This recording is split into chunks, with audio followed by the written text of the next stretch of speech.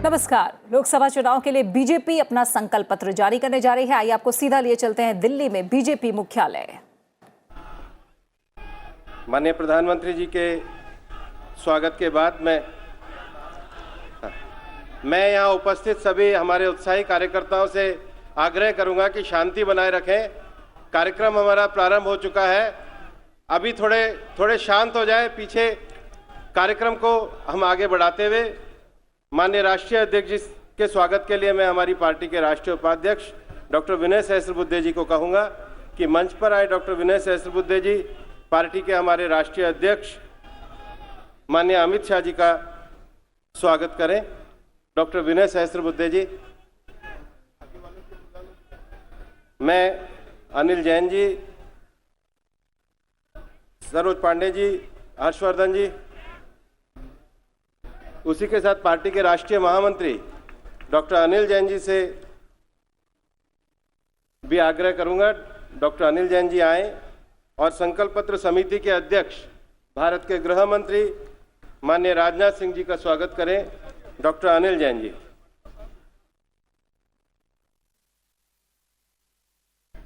Party के हमारी राष्ट्रीय महामंत्री सरोज पांडे जी से मैं आग्रह करूंगा कि वे आए और हमारी पार्टी के वरिष्ठ नेता, देश की विदेश मंत्री सम्माननीय सुषमा जी का स्वागत करें।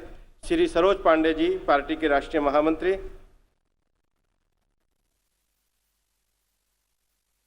मैं केंद्रीय मंत्री डॉक्टर हर्षवर्धन जी से निवेदन करूंगा वे भी मंच पर आए, और श्री अरुण जेटली जी जो भारत सरकार के गृह मंत्री और पार्टी के वरिष्ठ नेता हैं, उनका स्वागत करें। डॉक्टर हर्षवर्धन जी। केंद्रीय वित्त मंत्री श्री अरुण जेटली जी का स्वागत करें। मैं भारतीय जनता पार्टी के राष्ट्रीय मंत्री श्री तरुण चुग जी को आमंत्रित करता हूं। श्री तरुण चुग जी आए और हमारी पार्टी के संसदीय बोर्ड के सदस्य वरिष्ठ मंत्री श्री थावरचंद गहलोत जी का स्वागत करें। श्री तरुण चुग जी। हमारी पार्टी के मीडिया विभाग के जो हमारे प्रमुख हैं श्री अनिल बलूनी जी, मैं उनसे कहूंगा अनिल बलूनी जी मंच पर आए और हमारी पार्टी के राष्ट्रीय संगठन मंत्री माननीय रामलाल जी का स्वागत करें। श्री अनिल बलूनी जी। आज के इस संकल्प पत्र के जनता को अर्पित करने के इस कार्यक्रम में मीडिया के जो सभी हमारे मित्र आए हैं, उन सभी का भी हम स्वागत करते हैं, और पार्टी के वरिष्ठ नेता हैं उनका भी हम स्वागत करते हैं। मैं हमारे पार्टी के राष्ट्रीय अध्यक्ष माननीय अमित शाह जी से निवेदन करूंगा कि वे कृपया आए और ये जो संकल्प पत्र एक बहुत जन भागीदारी की प्रक्रिया से तैयार करा है, इसकी प्रस्तावना के विषय में अपना विषय रखें। माननीय अमित शाह जी।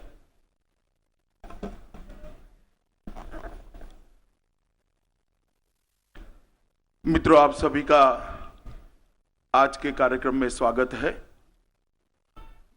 मंच पर उपस्थित देश के सर्वाधिक लोकप्रिय प्रधानमंत्री और भारतीय जनता पार्टी के सर्वोच्च नेता श्रीमान नरेंद्र मोदी जी, भारत सरकार के गृह मंत्री और संकल्प पत्र समिति के अध्यक्ष आदरणीय राजनाथ सिंह जी, देश की विदेश मंत्री श्रीमती सुषमा स्वराज जी, देश के वित्त मंत्री श्रीमान अरुण जेटली जी, हमारे पार्लियामेंट्री बोर्ड के मेंबर श्रीमान थावरचंद गहलोत जी, श्रीमान रामलाल जी, भाई भूपेंद्र यादव जी, और आज यहाँ पर उपस्थित सभी पत्रकार छायाकार भाइयों और बहनों, आज कुछ ही क्षण के बाद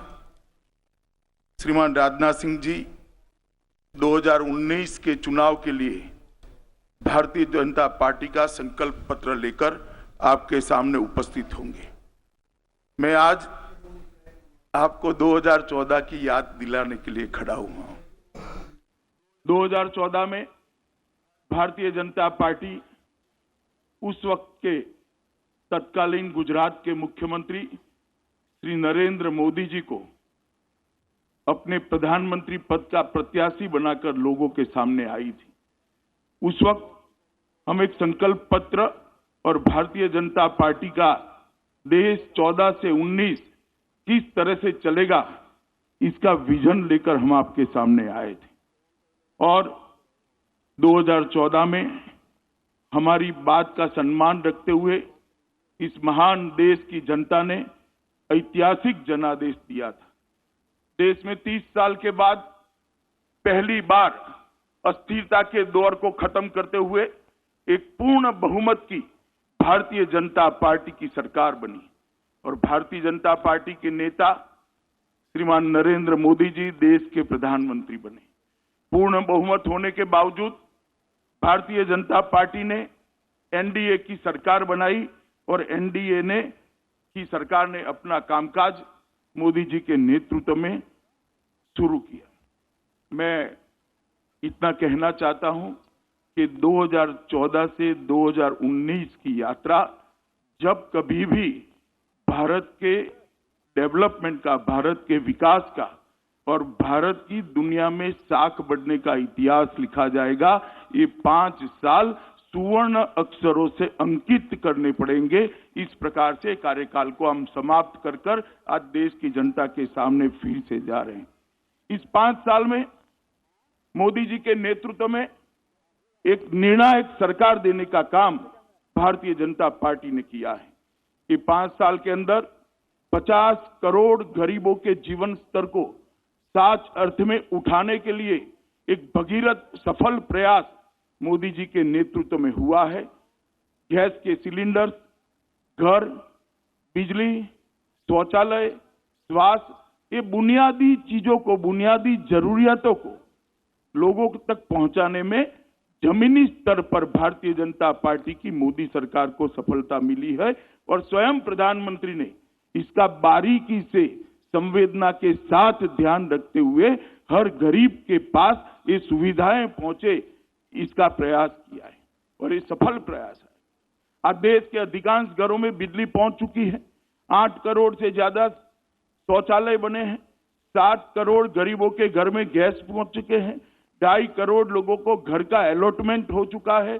50 करोड़ लोगों के स्वास्थ्य को संभालने वाली प्रधानमंत्री आयुष्मान भारत योजना लेकर हम आगे बढ़े हैं।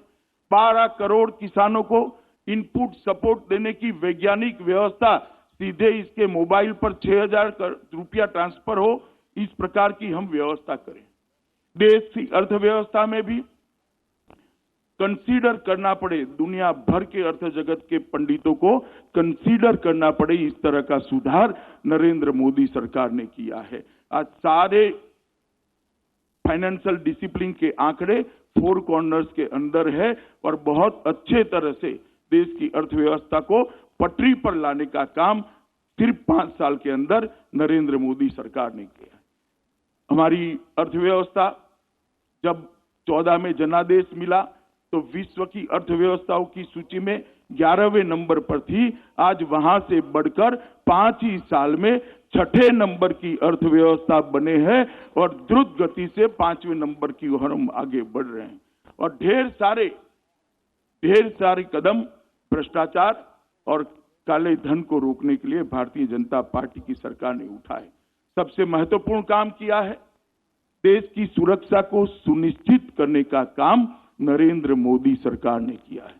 सर्जिकल स्ट्राइक और एयर स्ट्राइक के माध्यम से जो इस देश के अंदर विगत 30 सालों से आतंक फैलाकर दूर से देखकर आनंद लेते थे, आतंकवाद का मूल जहां पर है वो मूल पर घा करने की नीति नरेंद्र मोदी ने अपनाई और इसके कारण आज 125 करोड़ का ये देश अपने आप को सुरक्षित महसूस करता है।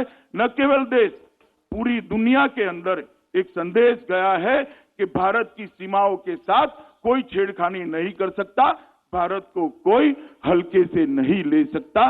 ये संदेश भेजने में नरेंद्र मोदी सरकार सफल रही है। दुनिया में देश का गौरव आज आसमान को छू रहा है।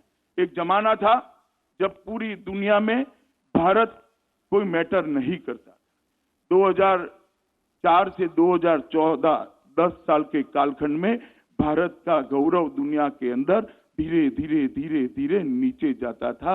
ये 5 साल के अंदर कोई भी महत्वपूर्ण मसला हो, देश के प्रधानमंत्री की सोच क्या है, देश के प्रधानमंत्री का रुख क्या है, भारत सरकार का मंतव्य क्या है, इसके मायने पूरे देश फिर पूरी दुनिया के अंदर बहुत बदले हुए नजर आते हैं। मैं मानता हूं इस बात के साथ देश के 125 करोड़ लोग अपने आप को गौरवान्वित महसूस कर रहे हैं, अपने आप को जोड़ रहे हैं और हर भारतीय अपने आप को गौरवान्वित महसूस कर रहा है। एक भी घपला, घोटाला, भ्रष्टाचार इसका आरोप भी न लगे, इस प्रकार से भारतीय जनता पार्टी की नरेंद्र मोदी सरकार चली है। 12 लाख करोड़ के घपले, घोटाले, स्कैम, एक के बाद एक स्कैम की सीरीज के बाद जो सरकार बनी, इसने एक प्रामाणिक सरकार कैसी हो सकती है, एक पारदर्शी सरकार कैसी हो सकती है, उसका उदाहरण देश की जनता के सामने रखने का काम किया है। और सबसे बड़ी बात है मित्रों, आज देश दुनिया में एक महाशक्ति बनकर उभरा है। भारत दुनिया में एक महाशक्ति के नाते अपनी पहचान को कायम कर, हर भारतीय को इन दिन का इंतजार था। 70 साल हो गए, दुनिया का सबसे बड़ा लोकतंत्र, दुनिया के फैसलों में हमारी कोई भूमिका नहीं होती थी। आज भारत एक महाशक्ति बनकर उभरा है। मैं मानता हूं आने वाले दिनों के अंदर ये बात और आगे बढ़ने वाली है। मैं 5 साल के अंदर इस सरकार ने कई कदम उठाए, सबका जिक्र करना नहीं चाहता क्योंकि आज का विषय हम आगे क्या करेंगे, परंतु इतना जरूर बताना चाहता हूं मित्रों, जिन लोगों को भी multi party democratic parliamentary system का स्टडी है, उनको मालूम होगा काम करना कितना कठिन होता है, और खास कर फेडरल स्ट्रक्चर वाली कंट्री के अंदर। इसी हमारी लोकतांत्रिक व्यवस्था के अंदर जहां कोई सरकार 30 साल काम करे तो 4-5 बड़े फैसले ले सकती है, नरेंद्र मोदी सरकार ने 5 साल के अंदर 50 से ज्यादा बड़े कदम उठाए हैं जो इतिहास का हिस्सा बनने वाले हैं। मैं मानता हूं कि 5 साल हमारे भारत के विकास के इतिहास में बहुत महत्वपूर्ण रहे। 2014 के जनादेश का अगर एनालिसिस करते हैं, इसका विश्लेषण करते हैं, तो 2014 का जनादेश कांग्रेस से जो कांग्रेस का शासन, यूपीए का शासन, कांग्रेस के साथियों का शासन, सो कॉल्ड गठबंधन वालों का जो शासन था, वो शासन से जो निराशा जन्मी थी, वो निराशा ने नरेंद्र मोदी में एक आशा देखी थी और ये आशा को जनादेश में जनता ने परिवर्तित किया था। और 2014 से 2019 तक ये जो यात्रा चली है, देश का जिस प्रकार से चहुमुखी विकास हुआ है, देश की आशा अब अपेक्षा में बदल चुकी है। पहले लोग आशा करते थे ये होना चाहिए, ये हो सकता है क्या, ये कर देते हैं तो अच्छा है। अब काफी कुछ अच्छा हुआ है, लोग अधिकार से कहते हैं ये भी होना चाहिए, ये भी होना चाहिए, ये भी होना चाहिए। मैं मानता हूं 2019 का चुनाव अपेक्षा का चुनाव होने वाला है और मैं बड़ा विश्वास के साथ कहता हूं मोदी जी के नेतृत्व में भारतीय जनता पार्टी और एनडीए के साथी सक्षम है 125 करोड़ देश की जनता की अपेक्षाओं की पूर्ति करने के लिए, विशेषकर देश के युवाओं की अपेक्षा की पूर्ति करने के लिए, उनकी अपेक्षा का भारत बनाने के लिए। लोगों को अपेक्षा है देश का टॉप 5 इकोनॉमी में आ सकता है। देश के गरीबों को अपेक्षा जगी है कि हमें गैस मिल गया, घर मिल गया, बिजली मिल गई, शौचालय मिल गया, स्वास्थ्य की योजनाएं मिल गई। अब आगे पर भी हमारा जीवन स्तर ऊपर उठ सकता है क्या? किसानों को आत्मनिर्भर होने की अपेक्षा है। देश आतंकवाद से केवल मुक्त न हो, आतंकवादी देश के ओर देखने की हिम्मत न करे, इस प्रकार की सुरक्षा व्यवस्था करने की जनता को अपेक्षा है। कश्मीर समस्या के स्थायी समाधान की अपेक्षा है और देश दुनिया में महाशक्ति बनकर अपना स्थान हमेशा के लिए सुनिश्चित करे, इसकी भी अपेक्षा है। मैं मानता हूं कि हमारा ये संकल्प पत्र जो आने वाला है, ये सारी अपेक्षाओं को पूरा करने का एक दस्तावेज बनकर, एक डॉक्यूमेंट बनकर लोगों के सामने हम रखने जा रहे हैं। मोदी जी ने देश के सामने आजादी के जब 75 साल समाप्त होंगे 2022 में, तब देश कैसा हो इसका एक विजन रखा है। और वो विजन के हिसाब से 2022 में हम 75 साल के समय 75 संकल्प लेकर देश की जनता के सामने जा रहे हैं कि 2022 में ये 75 संकल्पों को पूरा कर कर जब देश आजादी की 75वीं सालगिरह मनाता होगा, इतनी समस्या से संपूर्ण रूप से देश को मुक्त करने का वचन लेकर, संकल्प लेकर हम लोगों के सामने जाने वाले हैं। सबसे बड़ी मोदी सरकार की सिद्धि है, हमने सोचने का स्केल बदला है। पहले योजनाएं बनती थी, इतना हजार घर बना देंगे, इतने लाख टॉयलेट बना देंगे। अब हरेक को घर देंगे, हरेक को टॉयलेट देंगे, हरेक को गैस देंगे, हरेक को बिजली देंगे, हरेक के स्वास्थ्य की सुविधा करेंगे। देश का सोचने का स्केल बदलने का काम नरेंद्र मोदी जी ने कहा है, जिसकी देश की जनता राह से आज ये संकल्प पत्र की घोषणा हमारे संकल्प पत्र समिति के अध्यक्ष, देश के गृह मंत्री, भाजपा के पूर्व अध्यक्ष श्रीमान राजनाथ सिंह जी करने वाले हैं। कई सारे वरिष्ठ नेताओं के साथ चर्चा कर अलग अलग क्षेत्र के तज्ञों के साथ चर्चा कर एक्सपर्ट्स के साथ चर्चा कर और भारत के मन की बात के माध्यम से लगभग 6 करोड़ से ज्यादा लोगों का भागीदारी कर एक संकल्प पत्र को बनाया गया है। मैं मानता हूं दुनिया भर की डेमोक्रेटिक पार्टियों के लिए एक बहुत बड़ा रिकॉर्ड होने जा रहा है कि कोई पार्टी अपना संकल्प पत्र 6 करोड़ लोगों के साथ चर्चा कर बनाता है। ये अपने आप में बहुत बड़ी बात है।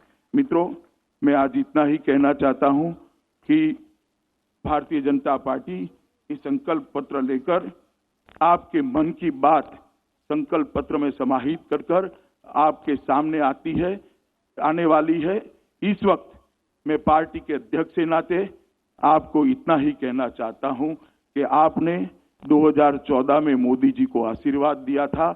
2014 से 2019 तक हमने आपकी अपेक्षाओं के अनुरूप काम किया है।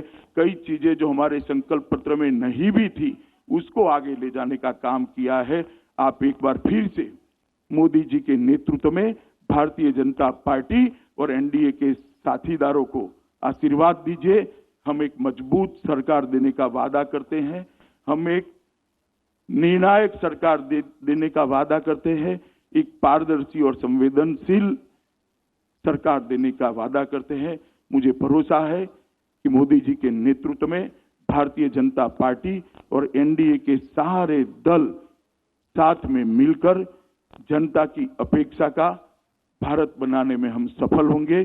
पूरे देश भर में जहां जहां जाते हैं फिर एक बार मोदी सरकार का उद्घोष जनता में से सुनाई पड़ता है, जो व्याख्यायित करता है लोगों की अपेक्षाओं को।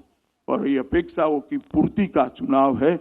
ये अपेक्षाओं की पूर्ति मोदी जी के नेतृत्व में बनने वाली भारतीय जनता पार्टी एनडीए की सरकार जरूर करेगी।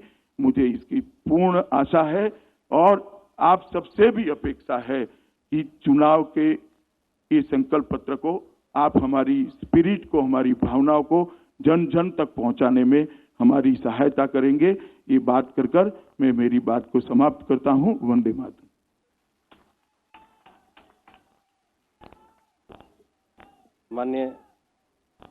माननीय अध्यक्ष जी ने और श्री राजनाथ जी ने 29 जनवरी को एक भारत के मन की बात कार्यक्रम को दिल्ली में इसका शुभारंभ किया था और 300 से ज्यादा रथ, लगभग 20,000 से ज्यादा छोटी छोटी मीटिंगें, 100 से ज्यादा विशेषज्ञों की बैठक, सोशल मीडिया, व्हाट्सएप, वेबसाइट के माध्यम से लोगों के सुझावों को एकत्रित करके 6 करोड़ से ज्यादा लोगों का और जन भागीदारी का एक पूरा संवाद कार्यक्रम चलाते हुए ये संकल्प पत्र तैयार किया।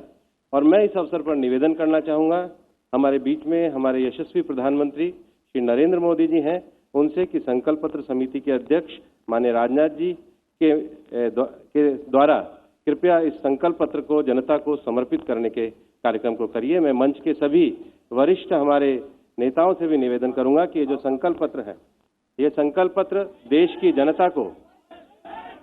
जनता को समर्पित किया जाएगा। ये संकल्प पत्र 6 करोड़ से ज्यादा लोगों के साथ सीधा उनकी भावनाओं को, विषयों को, उनके उद्गारों को, उनकी अपेक्षाओं को, उनकी आकांक्षाओं को, सबको इसमें समाहित करते हुए और ये जो 5 वर्ष की एक सफल सरकार ने जो गरीब कल्याणकारी कार्य किए हैं उसको आगे बढ़ाने के लिए हम सभी एक इस संकल्प पत्र का ये संकल्प पत्र अब जनता को समर्पित किया जाता है।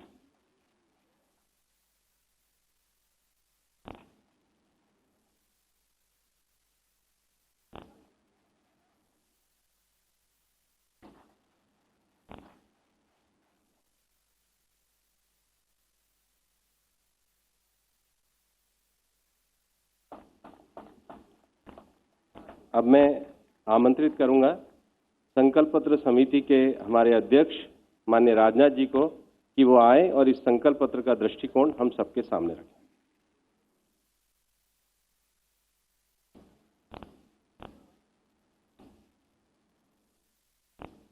देश के यशस्वी प्रधानमंत्री आदरणीय मोदी जी, हमारे भारतीय जनता पार्टी के राष्ट्रीय अध्यक्ष आदरणीय अमित जी शाह, हमारी भारत सरकार की विदेश मंत्री बहन सुषमा देवी, भारत सरकार के वित्त मंत्री श्रीमान अरुण जेटली जी, श्रीमान थावरचंद जी गहलोत, भारत सरकार के सामाजिक न्याय मंत्री, और हमारे अखिल भारतीय संगठन मंत्री श्रीमान रामलाल जी, इस कार्यक्रम में मौजूद सभी सम्मानित देवियों एवं सज्जनों और हमारे सभी सम्मानित पत्रकार मित्रों, अभी अभी आपके समक्ष संकल्प पत्र हमारे आदरणीय प्रधानमंत्री जी के द्वारा और आदरणीय अध्यक्ष जी के द्वारा विमोचित हुआ है। यह संकल्प पत्र कैसे तैयार हुआ है इसके संबंध में बहुत ही संक्षिप्त में आप सबको मैं जानकारी देना चाहूंगा। 2009 लोकसभा चुनाव के लिए यह संकल्प पत्र बनाने के लिए हमारे राष्ट्रीय अध्यक्ष जी ने मेरी अध्यक्षता में एक समिति का गठन किया और मेरे साथ 12 लोगों को भी उसमें नामित किया था और संकल्प पत्र को मल्टी डायमेंशनल बनाने के लिए 12 श्रेणियों में भी उसे विभाजित किया था। इतना ही नहीं बल्कि हर विषय के लिए एक अलग से सब कमेटी भी उन्होंने बनाई थी।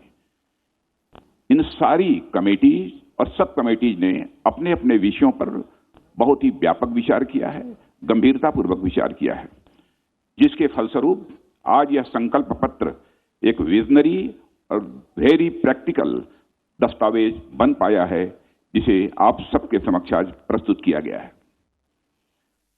मित्रों, इस संकल्प पत्र के माध्यम से हम नए भारत के निर्माण में 130 करोड़ देशवासियों की आकांक्षाओं को विजन डॉक्यूमेंट के रूप में प्रस्तुत कर रहे हैं।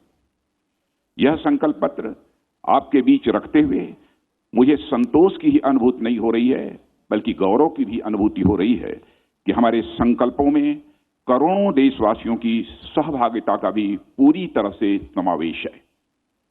भारत के मन की बात, जिसकी चर्चा भी भूपेंद्र जी यादव ने की है, के माध्यम से देश के सभी क्षेत्रों, सभी वर्गों और सभी समुदायों के साथ विस्तृत एवं व्यापक संवाद के बाद अपने दृष्टिकोण का यह दस्तावेज आज हम लोगों ने देश के सामने रखा है।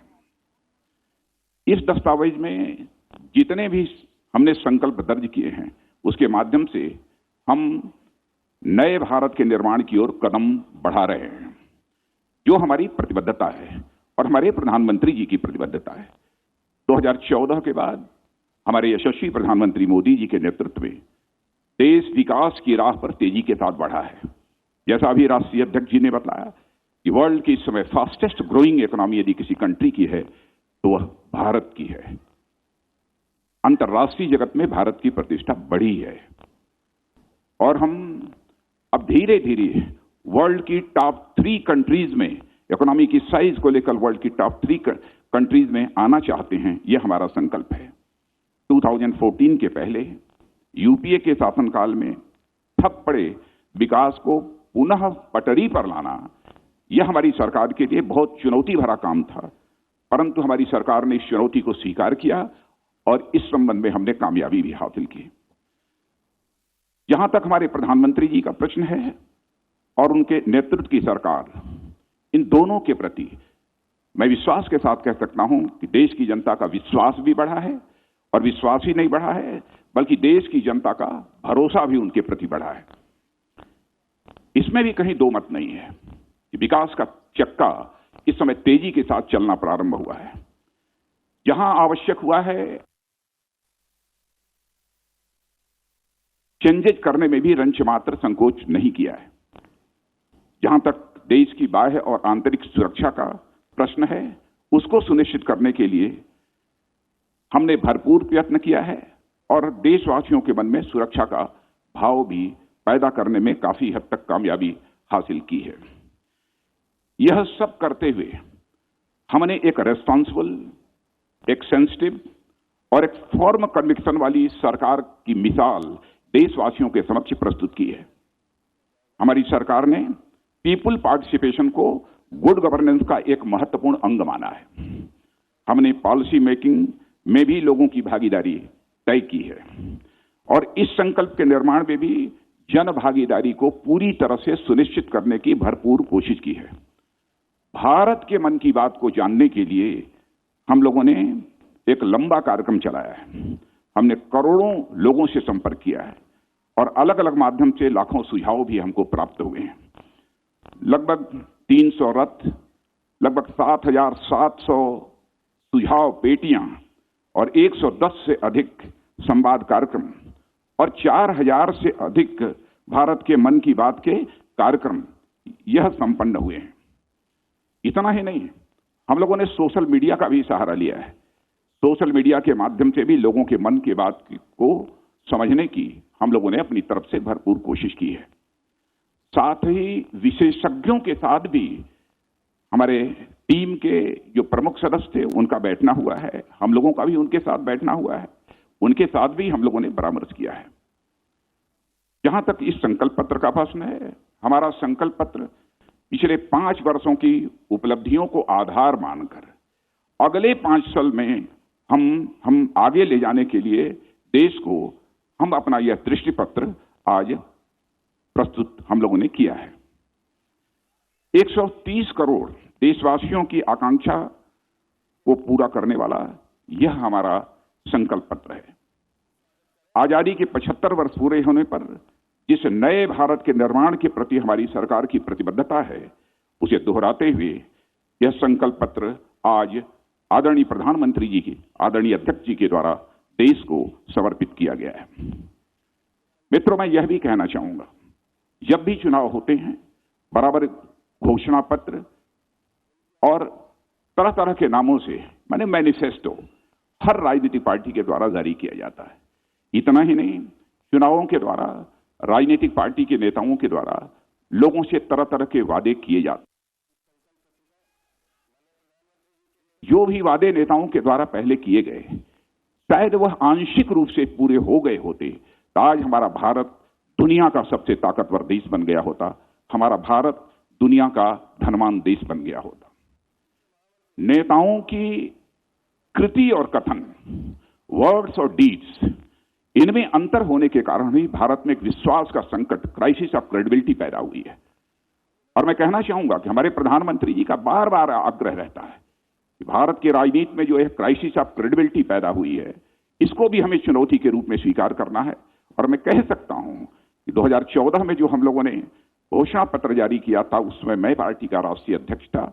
हमारे प्रधानमंत्री जी के नेतृत्व में इस सरकार ने उसे पूरा करने की अपनी तय भरपूर कोशिश की है। जो कहा था उसे किया था, यानी क्राइसिस ऑफ क्रेडिबिलिटी को हम लोगों ने चुनौती के रूप में स्वीकार किया है और हम उस पर विजय प्राप्त करने में भी कामयाब रहे हैं। मैं इस संकल्प पत्र के कुछ प्रमुख बिंदुओं की तरफ आपका ध्यान आकर्षित करना चाहूंगा। विस्तार में यदि मैं जाऊंगा तो लंबा समय लगेगा। जहां तक इस संकल्प पत्र का प्रश्न है, यह वेबसाइट पर अब अपलोड हो चुका है, आप लोगों तक थोड़ी ही देर में पहुंच जाएगा या पहुंच गया होगा। राष्ट्रवाद के प्रति हमारी पूरी प्रतिबद्धता है और इतना ही नहीं, आतंकवाद का जहां तक प्रश्न है, उसके प्रति हमारी जीरो टॉलरेंस की पॉलिसी थी है, और जब तक आतंकवाद समाप्त नहीं होगा तब तक हमारी यह जीरो टॉलरेंस की पॉलिसी आतंकवाद के प्रति रहेगी। यूनिफॉर्म सिविल कोड, इसके प्रति, इसको लागू करने के प्रति हमारी प्रतिबद्धता थी, है, इस काम को करेंगे। भारत में होने वाले इनफिल्ट्रेशन, अवैध घुसपैठ को रोकने के लिए जितनी भी सख्ती करनी होगी हम वो सख्ती करेंगे, लेकिन घुसपैठ को पूरी तरह से रोकेंगे। सिटीजनशिप अमेंडमेंट बिल के बारे में भी स्पष्ट करना चाहता हूं कि बिल्कुल दो टूक शब्दों में सिटीजनशिप अमेंडमेंट बिल को हम संसद के दोनों सदनों से पास कराएंगे और उसे हम लागू करेंगे। लेकिन यह भी आश्वस्त करना चाहते हैं, हम किसी भी राज्य की, चाहे कल्चरल हो अथवा लिंग्विस्टिक हो, आइडेंटिटी पर आंच नहीं आने देंगे। जो भी उनकी पहचान है उसकी पूरी तरह हम प्रिजर्व करेंगे उसे, और उसे हम पूरी तरह से प्रोटेक्ट करेंगे। सब मिला जुला कर कहना हो तो मैं कह सकता हूं कि देश की सुरक्षा के साथ हमारी सरकार किसी भी सूरत में समझौता नहीं करेगी। राम मंदिर का जहां तक प्रश्न है, पिछले चुनावी घोषणा पत्र में भी हम लोगों ने जो संकल्प किया था उसी संकल्प को हम दोहराते हैं। सभी संभावनाओं को तलाश करेंगे और हमारा यह प्रयत्न होगा कि जल्दी से जल्दी सौहार्दपूर्ण वातावरण में भव्य राम मंदिर का निर्माण हो जाए। मैं यहां पर जो इस देश का सबसे बड़ा प्रोड्यूसर और सबसे बड़ा कंज्यूमर है, फार्मर, उसके बारे में कहना चाहूंगा। हमारे प्रधानमंत्री जी ने शासन की बागडोर संभालते ही कहा था कि हम 2022 आते आते किसानों की आमदनी दोगुना करेंगे। यह हम फिर से अपने उसी संकल्प को दोहरा रहे हैं और उस दिशा में हम 5 वर्षों में तेजी से आगे बढ़े हैं। घोषणा इस संकल्प पत्र में यह भी कहा है कि 1 लाख तक का जो क्रेडिट कार्ड पर लोन मिलता है, 1 लाख तक का क्रेडिट कार्ड पर जो लोन मिलता है उस पर 5 वर्षों के लिए रेट ऑफ इंटरेस्ट 0% होगा, 0% ब्याज दर पर 1 लाख का वो कर्ज लेंगे। ग्रामीण क्षेत्रों का विकास, हमारी यह धारणा है कि जब तक इस देश के किसानों का विकास नहीं होगा, जब तक इस देश के गांवों का विकास नहीं होगा, तब तक सचमुच हमारे देश के विकास का जो स्वप्न है वह साकार नहीं हो पाएगा। इसीलिए दृढ़ इच्छा शक्ति का परिचय देते हुए हम लोगों ने फैसला किया है कि हमारे प्रधानमंत्री जी ने, अध्यक्ष जी ने, कि 25 लाख करोड़ तक का ग्रामीण क्षेत्र के विकास पर 5 वर्षों में खर्च करेंगे। 25 लाख करोड़। अभी हाल में ही एक किसान सम्मान निधि योजना आदरणीय प्रधानमंत्री जी के द्वारा लॉन्च की गई थी। यानी एक इनकम सपोर्ट था इस देश के किसानों के लिए। 6,000 रुपया प्रति वर्ष, जिनके पास 2 हेक्टेयर से कम की जमीन है, उनको दिया जाएगा। पहली किस्त जा चुकी है, दूसरी किस्त जाने वाली है। लेकिन मैं यहां प्रशंसा करना चाहता हूं प्रधानमंत्री जी की संवेदनशीलता को। जब इनके साथ इस संकल्प पत्र को तैयार करने के लिए बैठे थे तो उन्होंने ये कहा, प्रधानमंत्री जी ने, कि मुझे कुछ अजीबोगरीब लगता है कि हम कोई भी लाभ यदि देना है तो केवल कुछ ही लोगों तक हम क्यों सीमित रखना चाहते हैं। 2 हेक्टेयर तक का ही किसान नहीं, बल्कि जो भी किसान होगा उस सभी किसानों को हम यह इनकम सपोर्ट 6,000 रुपये का देंगे। यह जो है उन्होंने कहा और उसको हम लोगों ने अपने संकल्प पत्र में शामिल किया है। सभी किसानों को यह किसान सम्मान निधि का लाभ मिलेगा। बड़ी बात यह भी हम लोगों ने फैसला किया है, आजाद भारत के इतिहास में शायद किसी ने सोचा नहीं होगा, स्मॉल और मार्जिनल फार्मर्स, छोटे और सीमांत किसानों को पेंशन की सुविधा भी देंगे। 60 वर्ष के बाद पेंशन की सुविधा भी देंगे। राष्ट्रीय व्यापारी आयोग, हमारे देश के व्यापारी समाज की बहुत लंबे अरसे से यह मांग चली आ रही थी। आयोग बहुत सारे बन गए, लेकिन ट्रेडर्स का, बिजनेसमैन का, इनकी चिंता करने वाला अभी तक कोई आयोग नहीं बना। तो इस संकल्प पत्र में हम लोगों ने यह संकल्प लिया है कि हम राष्ट्रीय व्यापार आयोग बनाएंगे। और राष्ट्रीय व्यापार आयोग जो बनाएंगे, इनएक्टिव यह आयोग नहीं होगा, बल्कि वेरी इफेक्टिव आयोग होगा। एक ऐसा हम राष्ट्रीय व्यापारी आयोग बनाएंगे। यदि हम लघु और सीमांत किसानों को पेंशन दे रहे हैं तो अपने देश के हम अपने व्यापारियों को नहीं छोड़ सकते। इसीलिए हम लोगों ने यह भी संकल्प पत्र में कहा है कि हम देश के छोटे दुकानदारों को भी पेंशन की सुविधा 60 वर्ष के बाद मुहैया कराएंगे। समावेशी विकास, इंक्लूसिव ग्रोथ इस देश का होना चाहिए कि हम सबकी चाहत है। समाज के सभी वर्ग, चाहे एससी हो, चाहे एसटी हो, चाहे महिला हो, दिव्यांग हो, कोई छूटे ना, सबका विकास होना चाहिए। यह इसका पूरा संकल्प हम लोगों ने अपने संकल्प पत्र में लिया है और मैं आपसे निवेदन करूंगा कि आप जो हमारा संकल्प पत्र है उसके डिटेल में, उसके विस्तार में जाएं तो सारी चीजें आपको वहां पर मिल जाएंगे। एक संकट, और संकट ही नहीं बल्कि मैं इसे देश की एक चुनौती भी मानता हूं जो समय समय पर पैदा हुआ है, रीजनल डेवलपमेंट को लेकर रीजनल इम्बैलेंस, क्षेत्रीय असंतुलन। हम लोगों ने यह तय किया है भारत के अंदर जो रीजनल इम्बैलेंस है उसको हम समाप्त करके ही दम लेंगे। और मैं प्रधानमंत्री जी को विशेष रूप से बधाई देना चाहता हूं।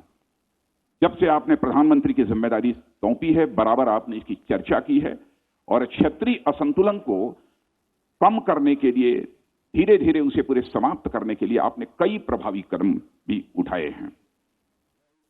एक और आपको याद दिलाना चाहता हूं, प्रधानमंत्री जी ने यह भी कहा था, चुनाव को लेकर इस देश को बहुत बड़े खर्च का वहन करना पड़ता है, बहुत बड़े खर्च की जिम्मेदारी संभालनी पड़ती है। पैसा किसका खर्च होता है? जो हमारे देश के आम नागरिकों की जेब से पैसा आता है, करों के रूप में, वही खर्च होता है। कोई भी संवेदनशील प्रधानमंत्री होगा, स्वाभाविक रूप से उसके मन के अंदर यह भाव पैदा होगा। तो प्रधानमंत्री जी ने उसी समय कहा, देश की जनता का आह्वान किया था, इस पर बहस होनी चाहिए कि देश में सारे चुनाव साथ हों, हर महीने चुनाव नहीं होने चाहिए। तो यह भी हम लोगों ने यह संकल्प इसमें लिया है कि हम इस पर बहस करेंगे और इस पर कंसेंसस बनाएंगे, यह भी हम लोगों का संकल्प है। गुड गवर्नेंस का जहां तक प्रश्न है, गुड गवर्नेंस के बारे में मैं समझता हूं कि कोई बहुत लंबी चौड़ी बात करने की आवश्यकता नहीं है, यह सभी स्वीकार करते हैं। जहां पर हमने बहुत सारे स्ट्रक्चरल और प्रोसीजरल रिफॉर्म्स किए हैं, वहीं पर सिस्टम में भी काफी चेंजेस लाए हैं। उदाहरण तो हमारे पास कई हैं, लेकिन मैं एक का उदाहरण देना चाहता हूं, direct benefit transfer system. Direct benefit transfer system से जो सहायता, चाहे वो विडो पेंशन हो, ओल्ड एज पेंशन हो, चाहे वो कोई सब्सिडी हो, यह पहले मिडिल मैन के माध्यम से जो लोगों के द्वारा पहुंचती थी, अब वो डायरेक्ट बेनिफिट ट्रांसफर सिस्टम के माध्यम से पहुंचना प्रारंभ हुई है। जिसका परिणाम यह हुआ है कि हम लोगों ने 1,10,000 करोड़ रुपए की बचत की है। सिस्टम में चेंज लाने का यह लाभ होता है, प्रोसीजर्स में चेंज लाने का इतना बड़ा यह लाभ होता है। मजबूत करेंगे। हमारे केंद्र राज्य सरकारों के संबंध बहुत ही बेहतर हों, प्रगाढ़ हों। हम उसको और अधिक मजबूत करने के लिए जो भी आवश्यक होगा कदम उठाएंगे। मैं मित्रों यहां बहुत ही संक्षेप में एक और चर्चा करना चाहता हूं कि हमारे प्रधानमंत्री जी ने अपनी प्रतिबद्धता दोहराई है बार बार। 2022 तक हम नए भारत का निर्माण करेंगे, जब आजादी के 75 वर्ष पूरे होंगे। तो उसको पूरा करने के लिए हम क्या क्या करने वाले हैं? तो ऐसे हमने लगभग 75 स्टेप्स, 75 कदम तय किए। मैं उनमें से सारे पॉइंट्स की चर्चा नहीं करूंगा, लेकिन कुछ सैलिएंट पॉइंट्स। 2022 तक किसानों की आय को 2 गुना करेंगे और 60 वर्ष की आयु के उपरांत सामाजिक सुरक्षा सुनिश्चित करने के लिए छोटे और सीमांत किसान हेतु पेंशन योजना, इसकी मैंने चर्चा कर दी है। प्रधानमंत्री कृषि सिंचाई योजना के अंतर्गत सभी सिंचाई परियोजनाएं पूरी करने की दिशा में काम करेंगे, क्योंकि 20 साल, 25 साल, 30 साल से इरिगेशन के बहुत सारे प्रोजेक्ट जो है लंबित पड़े हुए हैं, उन्हें पूरा करेंगे। और मूलधन के सामान्य पर भुगतान की शर्त पर 0% ब्याज दर पर 1 से 5 वर्ष के लिए 1 लाख रुपए तक का हम कृषि ऋण देंगे, इसकी भी चर्चा की है मैंने। और लैंड रिकॉर्ड का डिजिटाइजेशन करेंगे, उसका जो है हम डिजिटीकरण करेंगे। युवाओं के लिए और शिक्षा के क्षेत्र में कई कदम हैं, लेकिन 2 की मैं यहां चर्चा करना चाहूंगा। उत्कृष्ट प्रबंधन संस्थाओं में सीटों की संख्या बढ़ाने के दिशा में भी हम काम करेंगे। हम सीटों की संख्या मैनेजमेंट के जितने भी इंस्टीट्यूट्स हैं उसमें बढ़ाने का प्रयत्न करेंगे। जो हमारे एक्सेलेंट हमारे इंजीनियरिंग इंस्टीट्यूशंस हैं उनमें भी हम सीटों के नंबर को बढ़ाएंगे। एक्सेलेंट इंजीनियरिंग कॉलेजेस जो संस्थाएं हैं इंजीनियरिंग की उनमें भी हम बढ़ाएंगे। और इतना ही नहीं, लॉ से जुड़े जितने भी इंस्टीट्यूट्स हैं, लॉ कॉलेजेस हैं, उनमें भी सीटों को बढ़ाने की दिशा में हम कदम उठाएंगे।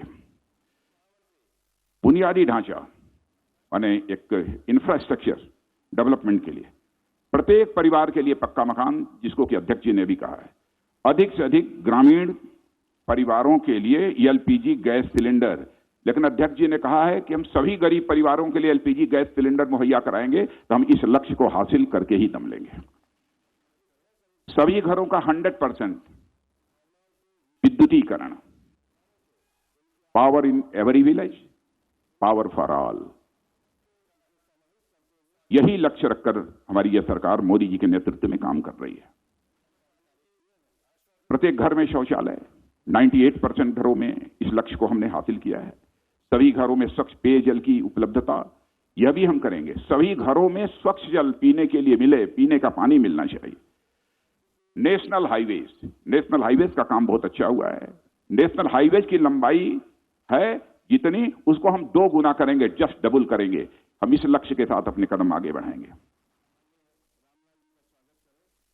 और शहरों और गांवों में ODF प्लस और ODF 2+ दर्जा प्राप्त करने के लिए स्वच्छ भारत मिशन के अंतर्गत 100% कचरा संग्रह सुनिश्चित करेंगे। Waste management, 175 gigawatt renewable energy, नवीकरणीय ऊर्जा क्षमता के लक्ष्य को हम प्राप्त करेंगे। रेलवे की दृष्टि से 2022 तक सभी जितने भी रेल पटरियां हैं, कोशिश यही होगी कि लगभग अधिकांश रेल पटरियों का ब्रॉड गेज में परिवर्तन हो जाए। 2020 तक यह भी हम लोगों की कोशिश होगी कि सभी रेल पटरियों का इलेक्ट्रिफिकेशन, विद्युतीकरण, वह पूरा हो जाए। हेल्थ की दृष्टि से आयुष्मान भारत के अंतर्गत 1.5 lakh health and wellness centre खोले जाएंगे। यह सिर्फ काम चल रहा है। 75 नए मेडिकल कॉलेजेस और पोस्ट ग्रेजुएट मेडिकल कॉलेजेस की भी स्थापना की जाएगी। और गरीबों के लिए उनके दरवाजे पर ही गुणवत्तापूर्ण प्राथमिक चिकित्सा सेवा सुनिश्चित करने के उद्देश्य से सभी स्वास्थ्य एवं वेलनेस केंद्रों पर टेलीमेडिसिन एवं डायग्नोस्टिक लेबोरेटरी उपलब्ध कराने का भी हम लोगों ने लक्ष्य सामने रखा है। ट्रेन्ड डॉक्टर और जनसंख्या का अनुपात आज बहुत अधिक है। डॉक्टर की संख्या हमारे कम है। पूरी कोशिश हम लोगों की होगी ट्रेन्ड डॉक्टर और जनसंख्या के बीच का रेशियो कम से कम 1:1400, 1:1400 हो जाए। यह हमारी ये पूरी कोशिश होगी। पोषण अभियान के अंतर्गत कुपोषण का स्तर घटाने के लिए और कुपोषण में कमी का दर तेज करने का भी लक्ष्य हम लोगों ने निर्धारित किया है। इकोनॉमी, अर्थव्यवस्था, इसका जहां तक प्रश्न है, यह बताने की आवश्यक नहीं है, सारा देश अब इसमें परिचित है। Ease of doing business ranking में भारत की रैंक और भी बेहतर बनाने का काम करेंगे, और भी बेहतर। अभी मैं बोल नहीं रहा हूं कि टॉप 20 में रहेंगे, कहां रहेंगे, लेकिन यह हमारा लक्ष्य है। अभी तक निर्यात, एक्सपोर्ट, उसको 2 गुना करने की दिशा में हमारा यह अब प्रयत्न होगा। और सूक्ष्म, मध्यम और लघु उद्योगों के लिए एक खिड़की अनुपालना एवं विवाद समाधान प्रणाली तैयार करने की दिशा में काम करेंगे। यानी हमारे MSME के जो उद्योग समस्याओं का समाधान हो, यह हम पूरी तरह से सुनिश्चित करेंगे। स्थिर कर प्रणाली सुनिश्चित करने की दिशा में भी कार्य करेंगे। गुड गवर्नेंस की दृष्टि से प्रत्येक व्यक्ति को 5 किलोमीटर के भीतर बैंकिंग सेवा उपलब्ध हो, इसे हम इंश्योर करेंगे। अदालतों का भी डिजिटाइजेशन का सिलसिला चल रहा है, हम इसको डिजिटाइज भी करने की कोशिश करेंगे और इसे मॉडर्नाइज भी करने की कोशिश करेंगे। डिजिटल ट्रांजैक्शन, डिजिटल लेन देन को भी हम बढ़ावा देंगे। और जहां तक सरकारी प्रक्रियाओं का प्रश्न है, उसे पूरी तरह से डिजिटल बनाएंगे। इंक्लूसिव ग्रोथ, सभी बच्चों का टीकाकरण इस काम को हुआ है और सभी सरकारी इमारतों को सुगम बनाने का भी प्रयास करेंगे। हर आदिवासी स्वतंत्रता सेनानी, हम 6 आदिवासी स्वतंत्रता सेनानी संग्रहालयों के निर्माण का कार्य हम पूर्ण करेंगे आदिवासियों के लिए, जो उनके स्वतंत्रता सेनानी हैं। पंच तीर्थ सर्किट का विकास पूरा करने की दिशा में हम काम करेंगे। जैन समाज, छोटे दुकानदारों को प्रधानमंत्री श्रम योगी मानधन योजना में सम्मिलित करेंगे और सभी असंगठित मजदूरों के लिए व्यापक सामाजिक सुरक्षा कवरेज के साथ बीमा, पेंशन आदि यह सब सुनिश्चित करेंगे। महिलाओं के लिए महिला कार्यबल भागीदारी दर बढ़ाने की दिशा में काम करेंगे। वैसे हमारे यहां महिलाओं का पार्टिसिपेशन, अन्य सर्विसेज की बात छोड़ दीजिए, हमारी फोर्सेस में भी बढ़ा है, काफी बढ़ा है। देखिए और अधिक आगे बढ़ाएंगे। 3 तलाक के विरुद्ध कानून बनाकर मुस्लिम महिलाओं के लिए हम न्याय सुनिश्चित करेंगे। सांस्कृतिक धरोहर 2022 तक स्वच्छ गंगा का लक्ष्य हम प्राप्त करेंगे। स्वदेश दर्शन, प्रसाद और हृदय योजना के अंतर्गत सभी परियोजनाओं को ये कार्य को शीघ्रता से पूरा करेंगे। सभी राष्ट्रीय संग्रहालयों के संग्रहों का डिजिटाइजेशन करेंगे। मित्रों, यह सब जो प्रमुख हमारे विजन डॉक्यूमेंट के बिंदु थे, पॉइंट्स थे, उस ओर मैंने आप सबका ध्यान आकर्षित किया है और मैं पुनः इस बात को दोहराना चाहता हूं कि हमारी सरकार का जहां तक प्रश्न है, नरेंद्र भाई मोदी के नेतृत्व में, जैसा मैंने पहले कहा, जन सामान्य का भरोसा और विश्वास बढ़ा है। इसलिए हम जो कहा है हमने, उसे हम करके ही दम लेंगे। इसी संकल्प के साथ हम यह संकल्प पत्र देशवासियों के समक्ष प्रस्तुत कर रहे हैं। आप सबको बहुत बहुत धन्यवाद। माननीय राजनाथ जी के द्वारा संकल्पित भारत और सशक्त भारत का जो पूरा दृष्टिकोण प्रस्तुत किया है, अब मैं निवेदन करूंगा माननीय अरुण जेटली जी से, जो भारत सरकार के वित्त मंत्री, पार्टी के वरिष्ठ नेता, कृपया इस विषय पर अपने दृष्टिकोण को आगे दें।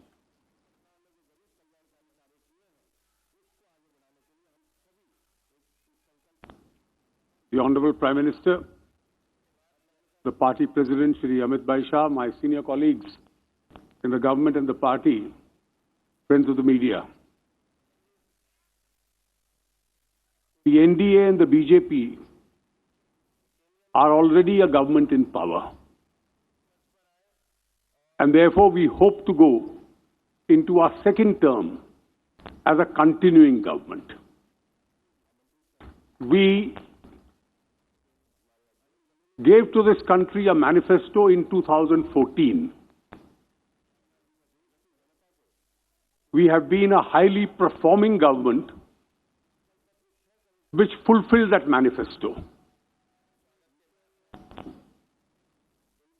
This Sankalp Patra is one of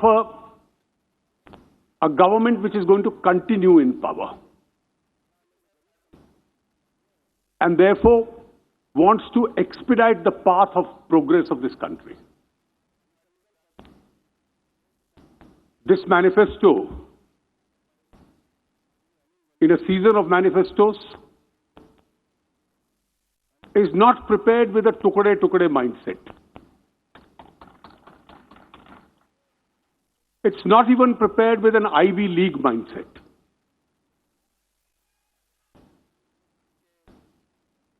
This has been prepared with a strong nationalist vision, and it has been prepared after a detailed consultation by a committee headed by Shri Rajnath Singh Ji across the country, and is therefore rooted in Indian realities. Those who failed in the past for decades, not for years, can manufacture fresh ideas for the future. But those who have delivered in the past have a credibility to offer a roadmap for the future. 2014 was an election in a cynical environment. There was high levels of corruption. There was policy paralysis.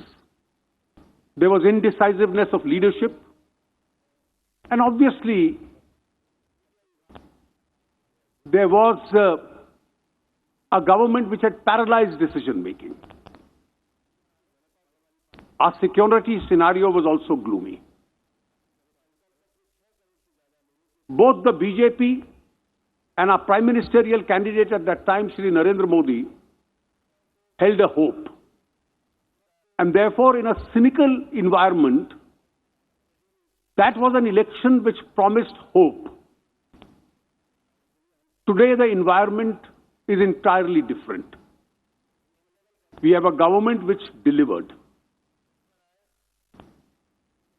Our new security doctrine makes India into one of the most powerful nations in the world, where our deterrent itself is our best defense. Not only our three conventional forces and our paramilitary forces, our ability in cyberspace, our ability in outer space, and our new policy of striking at terror at the point of origin has received global support.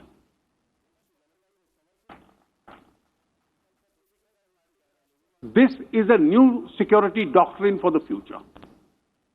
And therefore, we will reject all ideas for the balkanization of India, which many others in the political and public space promise. And we will act completely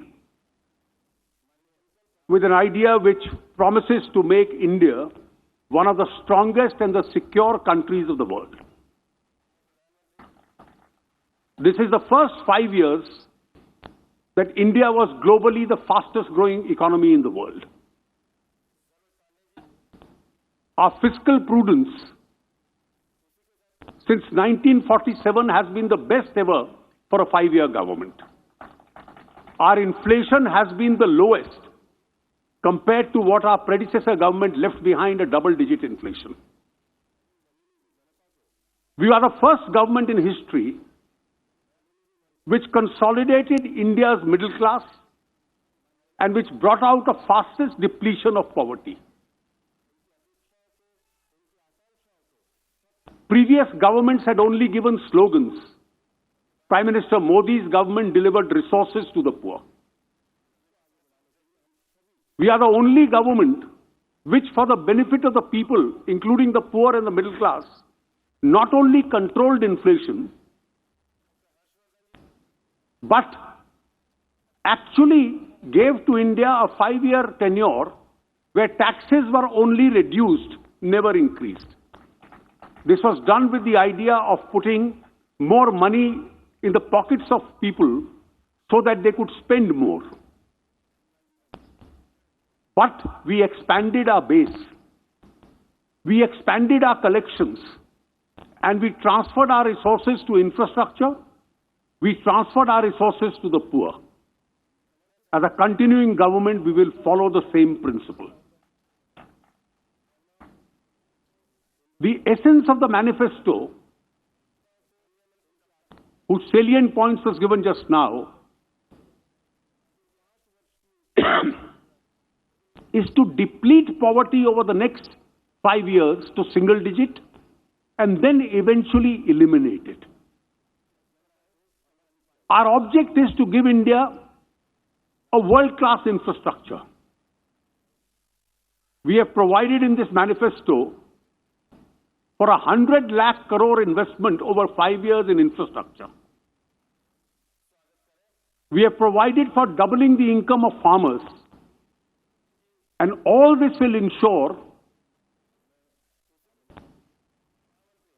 an 8% plus growth rate for India, which will retain our position as the world's fastest growing economy, the most exponentially growing fast middle class,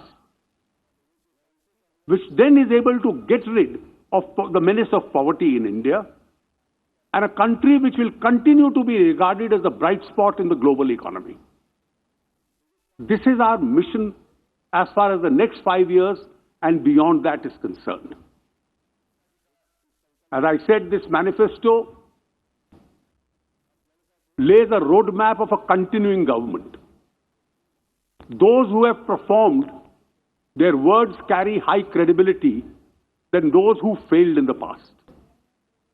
And therefore, the most important fact is that when India is at the cusp of history, covering up for all the lost opportunities, where it has to make India a land of opportunities, once again, what is the kind of government we require? Do we require a visionless government? Do we require multiple leaders taking claim for leadership? Do we require a fragile government? A failed idea 5 times experimented in the past? Or do we require a single party majority government with allies representing the federal character of India as an inbuilt part of that coalition? The 2014 to 19 experiment has shown that India cannot experiment the adventurism of failed ideas because this is an opportunity that India cannot let go. Thank you very much once again. मैं आग्रह करूंगा भारत सरकार की विदेश मंत्री, party की वरिष्ठ नेता सम्माननीय सुषमा स्वराज जी से कि वे कृपया आएं और इस विषय पर हम सबको संबोधन करें।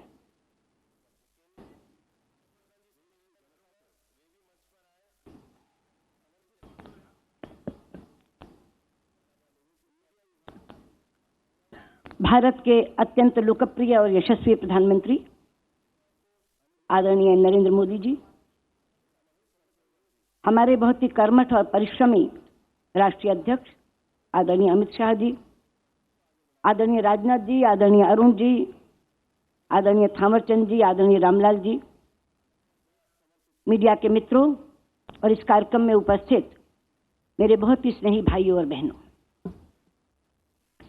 सबसे पहले मैं मीडिया के मित्रों से यह अनुरोध करना चाहूंगी कि हमारे शीर्षक और दूसरे पार्टियों के शीर्षक का अंतर समझें। बाकी सभी पार्टियों ने अपना घोषणा पत्र प्रस्तुत किया है। एकमात्र भारतीय जनता पार्टी है जो संकल्प पत्र लेकर आई है, घोषणा पत्र लेकर नहीं। इसलिए आज हम हमारे सामने घोषणाएं करने नहीं आए हैं, बल्कि इन संकल्पों को पूरा करने का व्रत लेने के लिए आए हैं।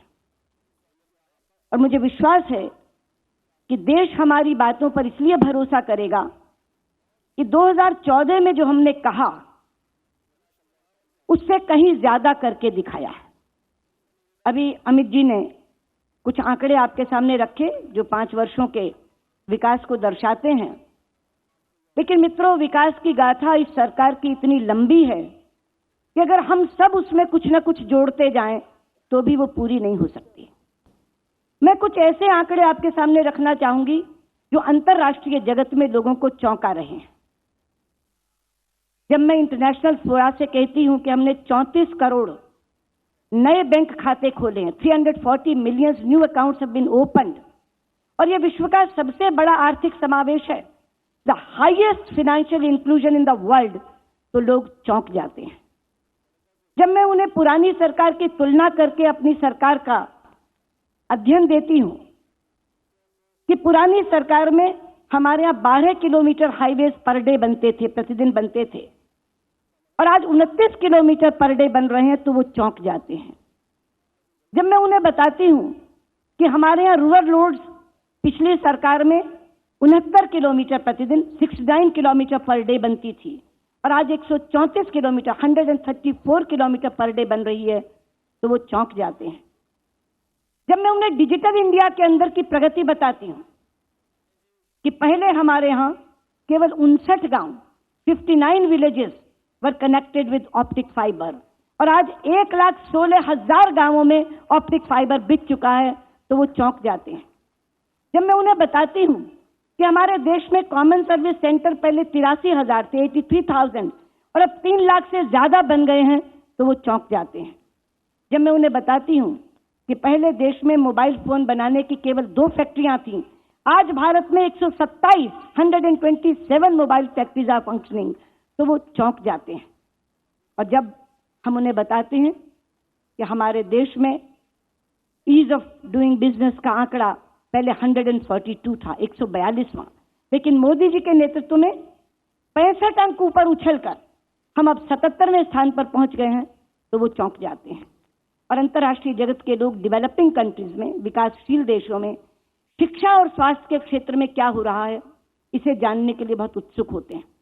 जब मैं उन्हें बताती हूं कि हमारे यहां मोदी जी के नेतृत्व में 14 नए एम्स, 118 मेडिकल कॉलेज, 5,000 जनौषधि केंद्र और 1.5 लाख वेलनेस सेंटर, वो चौंक जाते हैं। और जब मैं शिक्षा के क्षेत्र में उन्हें बताती हूं कि हमारे यहाँ 14 IIIT, 7 IIT, 7 IIM, 1 NIT, 103 केंद्रीय विद्यालय और 62 नवोदय विद्यालय खोले गए हैं, तो वो चौंक जाते हैं। और इससे भी ज्यादा जो बात मैं अंतर्राष्ट्रीय स्तर पर बताना चाहती हूं कि भारत का प्रभुत्व और भारत की प्रतिष्ठा मोदी जी के नेतृत्व में जितनी बढ़ी है, उससे पहले कभी नहीं बढ़ी थी। और मैं इसका उदाहरण देना चाहती हूं।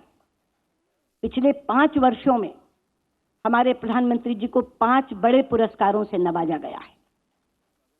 सऊदी अरब ने अपने यहां का हाईएस्ट सिविल ऑर्डर प्रधानमंत्री को दिया।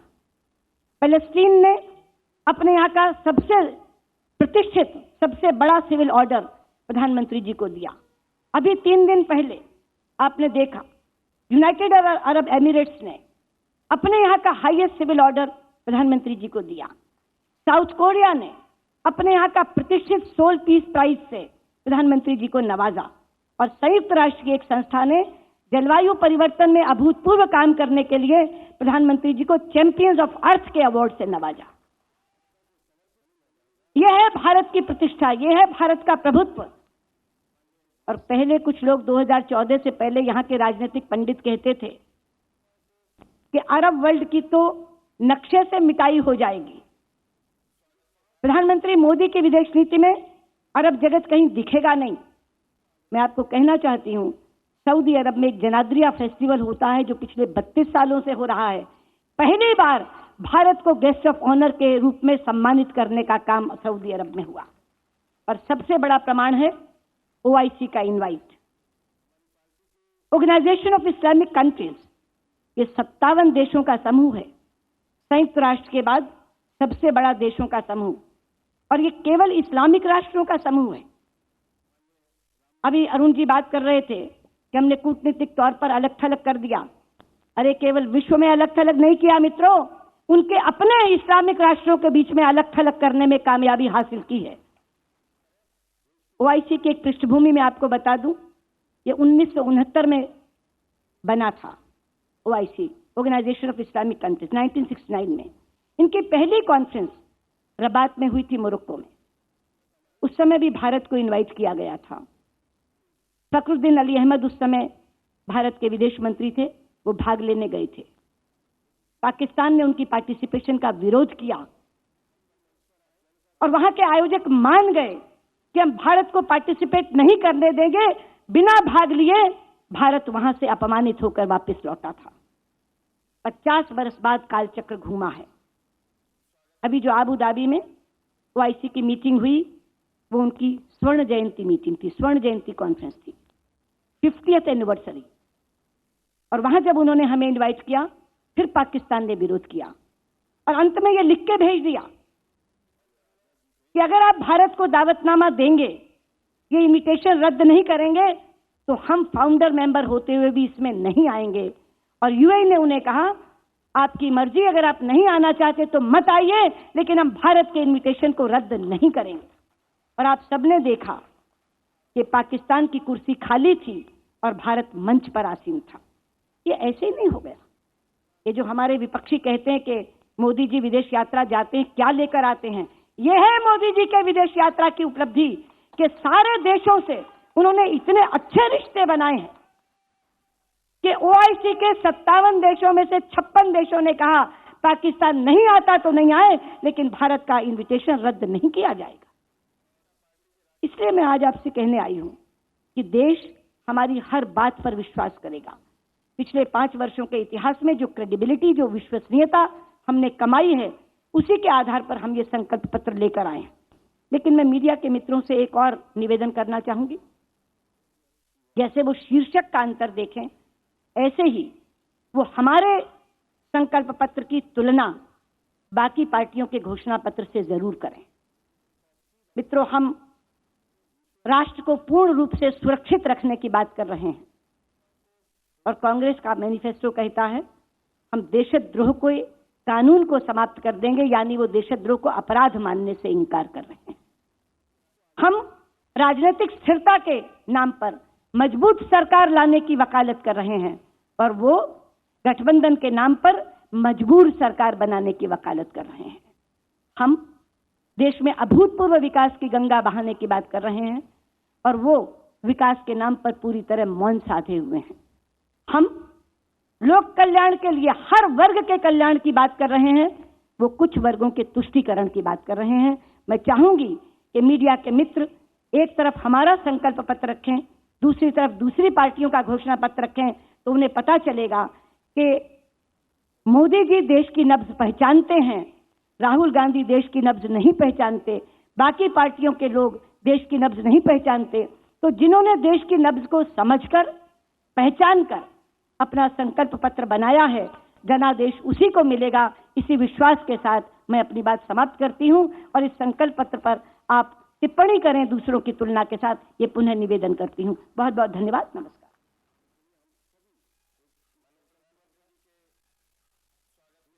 मैं हम सब की ओर से संकल्पित भारत और समर्थ भारत के आशा और विश्वास के प्रतीक हमारे यशस्वी प्रधानमंत्री माननीय नरेंद्र मोदी जी से प्रार्थना करूंगा कि वे आए और संकल्पित भारत और समर्थ भारत पे हम सभी को अपना प्रबोधन दें।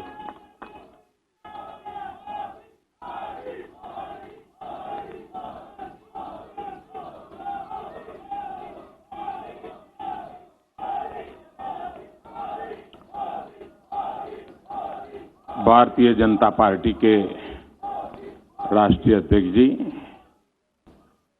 मंच पर विराजमान पार्टी के सभी वरिष्ठ नेतागण और मीडिया के सब साथियों, सबसे पहले तो हमारे पूर्व के वक्ताओं ने जो बातें रखी है उस सब के नीचे मैं अपना सिग्नेचर कर देता हूं।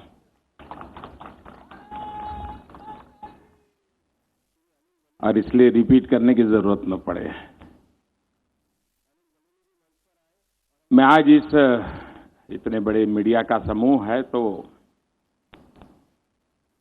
आपका भी और देशवासियों का गत 5 वर्ष में जो सहयोग मिला, समर्थन मिला, और ये जन सहयोग का ही कारण है कि हम इस कार्य को सफलतापूर्वक कर पाए। और इसके लिए मैं देशवासियों का, आप सबका हृदय से बहुत बहुत आभार व्यक्त करता हूं।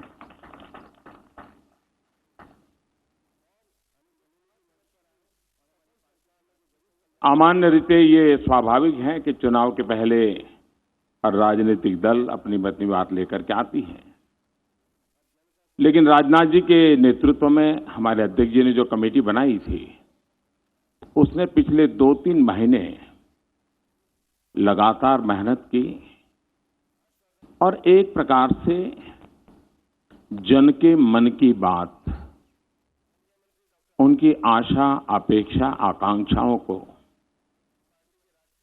सुनना, समझना और एक डॉक्यूमेंट में भले सब कुछ ना आ जाए लेकिन उसकी मूलभूत बातों को पकड़ करके आगे चलने का ये जो मेहनत की इस टीम ने, मैं इस टीम को हृदय से बहुत बहुत बधाई देता हूं।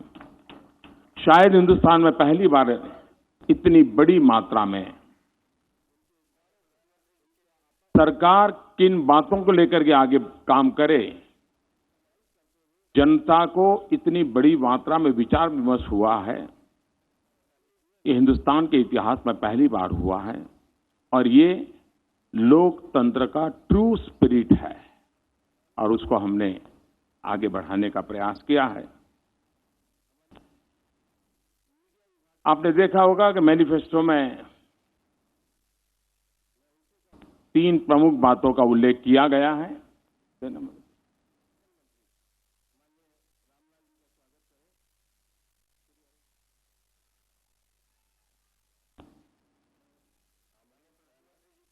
और उसी के आसपास हमारा पूरा ये डॉक्यूमेंट तैयार हुआ है। राष्ट्रवाद ये हमारी प्रेरणा है, अंत्योदय ये हमारा दर्शन है और सुशासन ये हमारा मंत्र है।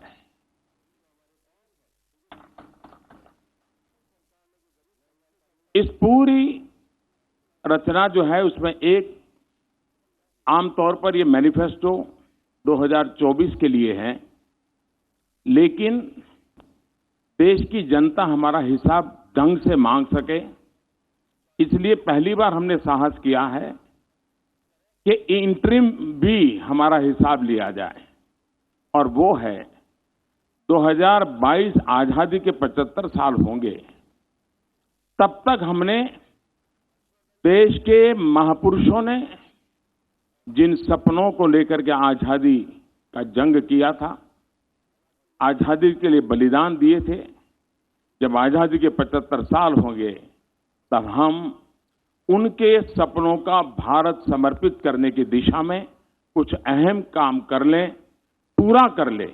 इस उद्देश्य से 75 वर्ष 75 लक्ष्य ये हमने तय किए हैं। 75 निश्चित कदम हमने तय किए हैं। ये अपने आप में टाइम बाउंड, वेल डिफाइंड शायद ही कोई घोषणा पत्र में या संकल्प पत्र में आप पहली बार देख पाते होंगे। उसी साथ साथ हम जब इस मैनिफेस्टो को लेकर के आए हैं तो साफ है हमारे मन में वन मिशन, वन डायरेक्शन। हम देश को समृद्ध बनाने के लिए, सामान्य मानवीय के सशक्तिकरण को लेकर के, जन भागीदारी को बढ़ाते हुए, लोकतांत्रिक मूल्यों को महत्व देते हुए, और सरकार की सबसे बड़ी कसौटी ये नहीं होती है कि आपने क्या किया, सरकार की सबसे बड़ी कसौटी है लास्ट माइल डिलीवरी की। और इसलिए वन मिशन वन डायरेक्शन लेकर के हम आगे बढ़ना का हमारा निर्धारित मंत्र है। उसी प्रकार से हमारे समाज में विविधताएं हैं, भाषा की विविधता है, जीवन स्तर की भी विविधता है, शिक्षा में भी विविधता है, जीवन शैली में भी विशेषता है। और इसलिए एक ही डंडे से सबको हाँका नहीं जा सकता, और इसलिए विकास को हमने मल्टी लेयर बनाने की दिशा में, इसमें हमने समाहित करने की पूरी कोशिश की है। गांव हो, शहर हो, अगड़ा हो, पिछड़ा हो, दलित हो, पीड़ित हो, शोषित हो, वंचित हो, आदिवासी हो, पुरुष हो, महिला हो, नौजवान हो, सीनियर सिटीजन हो, हर एक को एक प्रकार से मल्टी लेयर हमने इसकी सबको एड्रेस करने की कोशिश की है। दूसरा हमने प्रयास किया है मल्टी डायमेंशनल, जैसी जहां आवश्यकता उस प्रकार से हम आगे बढ़ना चाहते हैं। एक ही खांचे में, एक ही सांचे में, एक ही ढांचे में चीजों को समाहित करके हम परिणाम नहीं ला सकते हैं। राजनीति चल सकती है, लेकिन देश नीति चलाने के लिए, देश को आगे बढ़ाने के लिए हमने मल्टी डायमेंशनल लेवल पे काम करना होता है। उसको हमने इसमें लेने का पूरा प्रयास किया है। अब जैसे उदाहरण के लिए आने वाले दिनों में भारत के सामने जो कुछ कठिनाइयां नजर आ रही है, जैसे पानी, खास करके मैं आज जब तमिलनाडु की गहराई में जाता हूं तो ध्यान में आता है कि आने वाले दिन कितने संकट वाले जा सकते हैं। राजस्थान, गुजरात जैसे प्रदेश सदियों से पानी के अभाव में जिए हैं, उन्होंने अपने रास्ते खोजे हैं, लेकिन आज भी देश के कई प्रदेश हैं, उनके लिए भारत सरकार ने गंभीरता से सोच करके समस्याओं का समाधान करना होगा और एक लंबी योजना से करना होगा। और इसलिए हमने सोचा है कि देश में पहली बार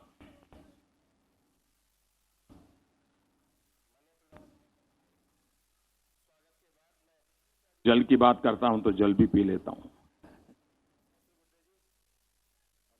हम एक अलग जल शक्ति मंत्रालय बनाएंगे।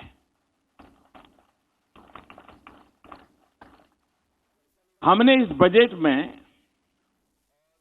मछुआरों के लिए, और कोस्टल एरिया में ही मछुआरे भाई बहन ऐसा नहीं है, हमारे देश की नदी तट की संस्कृति में मछुआरे एक बहुत बड़ी इकोनॉमिकल एक्टिविटी का माध्यम रहे हैं।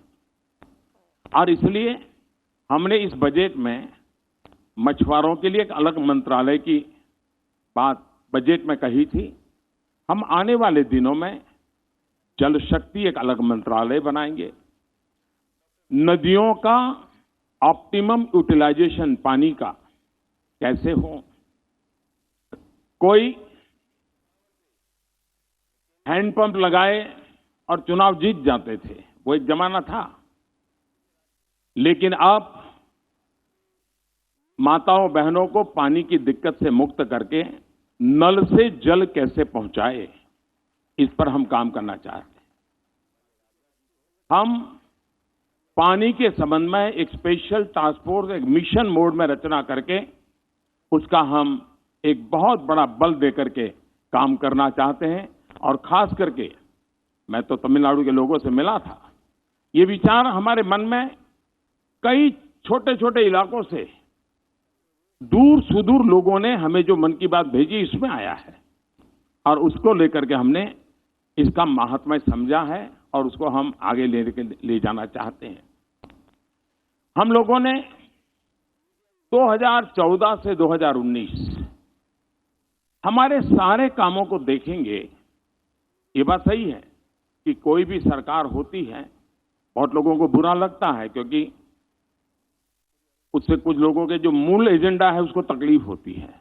लेकिन ये सही है कि गई बती हुई सरकार और हमारी सरकार का मूल्यांकन तथ्यों के आधार पर होना चाहिए। और 2014 से 19 अगर एक शब्द में कहना है तो हमारे सभी कार्यों की रचना के मूल में सामान्य मानवीय की जो आवश्यकता है उसको एड्रेस करें। हमारे सारे कामों को उसको हमने बल दिया। लेकिन देश जिस उमंग और उत्साह के साथ, सपनों के साथ चल पड़ा है, जो काम 50, 55, 60 के कालखंड में होना चाहिए था, वो मुझे 2014 से 19 के बीच में करना पड़ा है। लेकिन उसके अनुभव के आधार पर, उस सफलता के आधार पर इस बार हमने पहले आवश्यकताओं को ध्यान में रख करके शासन चलाया। अब सामान्य मानवीय की आकांक्षाओं को लेकर के हम क्या कर सकते हैं उसको घोषणा पत्र में लेके आए। आवश्यकताओं की पूर्ति अपने आप नई नई आकांक्षाएं जगाती है। आपने देखा होगा, हमने एक हिंदुस्तान का पूरा मैपिंग किया सब डिस्ट्रिक्ट का, और देश में करीब 150 डिस्ट्रिक्ट ऐसे निकाले कि जहां मिनिमम कुछ चीजों पर और बल देने की आवश्यकता है। हमने एस्पिरेशनल डिस्ट्रिक्ट एक स्ट्रेटेजी वर्कआउट की, हमने उसको काम किया। हमने तय किया कि पश्चिम भारत और पूर्वी भारत दोनों बराबरी कैसे करें, पूर्वी भारत को बल कैसे दे, और उसमें हम काफी कुछ आवश्यकताओं को एड्रेस कर पाए हैं अब आकांक्षाओं को एड्रेस करने की दिशा में हम आगे बढ़ना चाहते हैं। तो एक समग्रता भारत के विकास को लेकर के हम आगे बढ़ने के लिए चल जाएं। एक और हमने विषय लिया है, आजादी का आंदोलन। देश में सैकड़ों साल की गुलामी के दरमियान कोई वर्ष ऐसा नहीं रहा है हिंदुस्तान का कोई न कोई कोना आजादी के लिए लड़ाई लड़ता रहा है। सैकड़ों सालों तक हर वर्ष कहीं न कहीं बलिदानियों की परंपरा रही है। लेकिन आजादी को जब महात्मा गांधी ने जन आंदोलन बना दिया तो उसने बहुत बड़ी ताकत पाई। जैसे आजादी पाने में जन आंदोलन एक बहुत बड़ा सशक्त माध्यम बना, कोई रेंटियां काटता है तो आजादी के लिए, कोई प्रौढ़ शिक्षा करता है तो आजादी के लिए, कोई सफाई करता है तो आजादी के लिए, कोई शिक्षक का नाम काम करता है आजादी के लिए, कोई खादी के कपड़े पहनता है। गांधी जी ने उसको बहुत बड़ा एक व्यापक रूप दे दिया था। भारत को भी विकास के लिए विकास को जन आंदोलन बनाना है। और एक सफल प्रयोग आप देख सकते हैं, स्वच्छता। हमारे देश में पहले हम गंदगी की चर्चा करते थे, गंदगी के विषय में हर बार खबरें भी आती थी, बातें भी आते थे, सब होता था। लेकिन पिछले 5 साल में स्वच्छता की चर्चा हो रही है। इसका मतलब ये नहीं कि गंदगी खत्म हो गई थी, लेकिन स्वच्छता की चर्चा करते करते हमने गंदगी को एड्रेस किया। यानी पॉजिटिव थिंकिंग को बढ़ाते बढ़ाते नेगेटिविटी को खत्म किया। और इसमें मुझे देश के सभी मीडिया हाउस की मदद मिली। मैं आज उनका आभार व्यक्त करना चाहता हूं। देश की युवा पीढ़ी की मदद मिली और वो जन आंदोलन बन गया। स्वच्छता के लिए कोई सरकार अपने खाते में सफलता का दावा नहीं कर सकती। जन आंदोलन बना। जब जन आंदोलन बनता है तो कितनी बड़ी सफलता मिलती है। और इसलिए हम विकास को जन आंदोलन बनाने की दिशा में केंद्रस्थ विचार लेकर के चलना चाहते हैं। ये भी सही है कि आखिरकार गरीबी से लड़ना है तो 50 साल के सारे प्रयोगों ने बताया है कि दिल्ली के एयर कंडीशन में बैठे हुए लोग गरीबी को परास्त नहीं कर सकते हैं। हम लोग भी एयर कंडीशन कमरों में बैठते हैं, इसलिए मैं कोई किसी और के लिए नहीं कह रहा हूं। गरीब ही गरीबी को परास्त कर सकता है, यह हमारा मंत्र है। और इसलिए एम्पावरमेंट ऑफ पुअर। अब जब हम गरीब को घर देते हैं तो उसकी आवश्यकता पूरी होती है, नए एस्पिरेशंस जगते हैं और वो उसके लिए सोचता है अब घर मिला है तो कर्टन के लिए थोड़े पैसे बचाओ। वो सोचता है मेहमान आएंगे तो 2 चेयर के लिए पैसे बचाओ।